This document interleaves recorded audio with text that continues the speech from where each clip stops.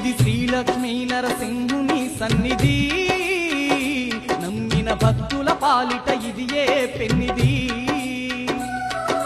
శ్రీలక్ష్మీ నరసింహుని సన్నిధి, నమ్మిన భక్తుల పాలిట ఇది ఏ పెన్నిది.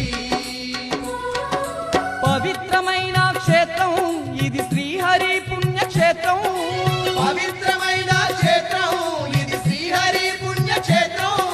ధరణిలో పుణ్యధామం దర్శించిన ఎంతో భాగ్యం, ధరణిలో పుణ్యధామం దర్శించిన ఎంతో భాగ్యం. ఇది అవతార పురుషుని మహాదివ్య క్షేత్రం, శతకోటి భక్తుల